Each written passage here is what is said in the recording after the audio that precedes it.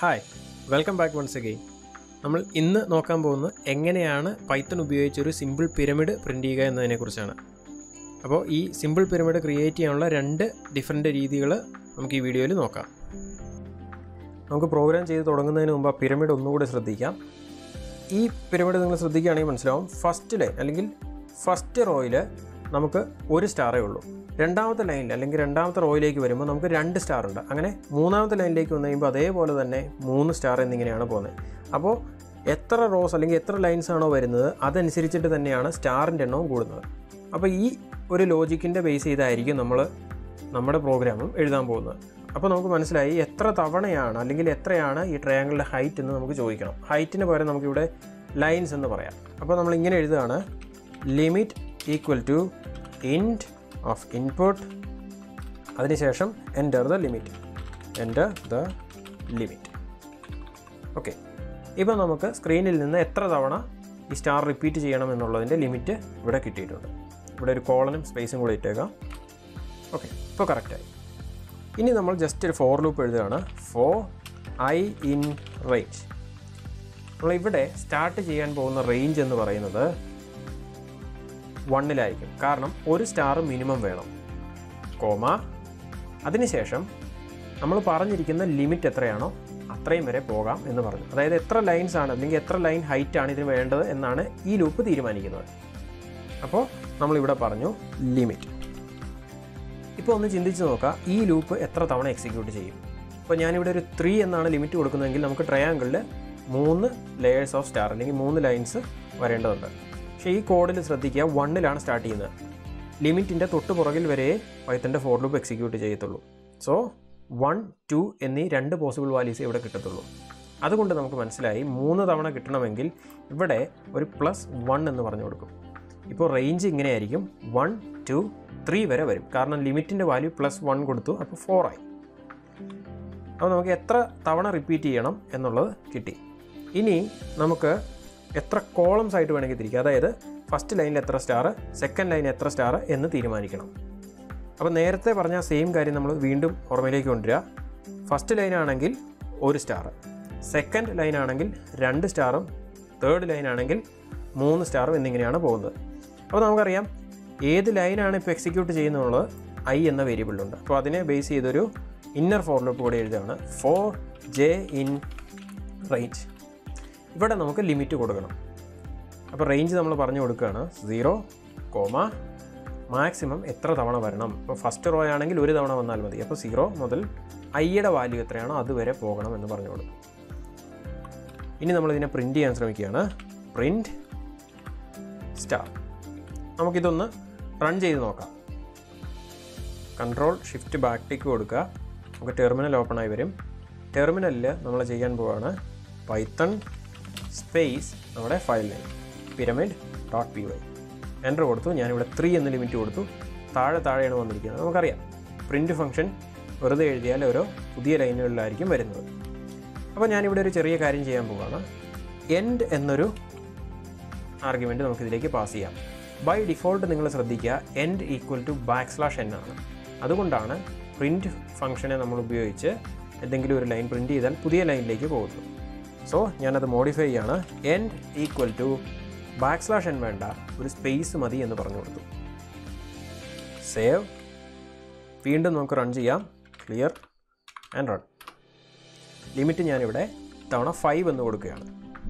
ഇപ്പോൾ ശ്രദ്ധിക്കുക, സ്പേസ് ഇട്ട് സ്റ്റാറുകൾ നേരെ പ്രിൻറ്റ് ചെയ്ത് വെച്ചിട്ടുണ്ടല്ലേ. ഇനി നമ്മുടെ പിരമിഡിലേക്ക് മാറ്റാൻ ഒറ്റ ലൈൻ കൂടിയേ ഉള്ളൂ. ജസ്റ്റ് ഇവിടെ വരിക, പ്രിൻറ്റ് എന്ന് വെറുതെ എഴുതി വെക്കുക. അപ്പോൾ ഒരു ന്യൂ ലൈൻ ആയിരിക്കും അവിടെ പ്രിൻറ്റ് ചെയ്യുന്നത്. നമുക്ക് ഈ കോഡ് വീണ്ടും റൺ ചെയ്ത് നോക്കാം. Clear, run. Enter the limit 5. നമ്മുടെ സ്റ്റാർ പാറ്റേൺ അല്ലെങ്കിൽ ബേസിക് പിരമിഡ് കറക്റ്റായിട്ട് തന്നെ പ്രിൻറ്റ് ചെയ്ത് വന്നിട്ടുണ്ട്. ഇനി ഇതെങ്ങനെ വർക്ക് ചെയ്യുന്നു എന്നുള്ളത് ഇപ്പോൾ ഒരു സംശയമായിരിക്കും. ഓക്കെ, നമുക്കതൊന്ന് മനസ്സിലാക്കാൻ ശ്രമിക്കാം ഒന്നുകൂടി.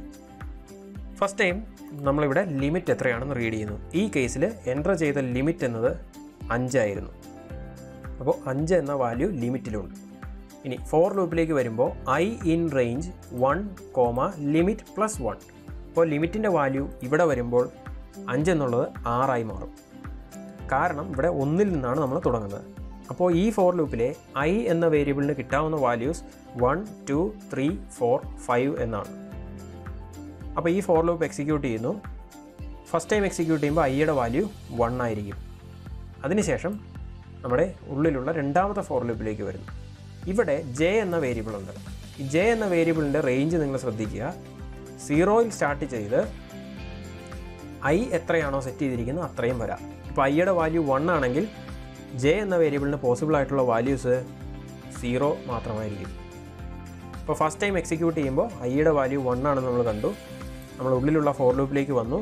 Jയുടെ വാല്യൂ 0 ആയിരിക്കും പോസിബിൾ ആയിട്ടുള്ളത്. സോ ഒരു തവണ ഇത് എക്സിക്യൂട്ട് ചെയ്യും.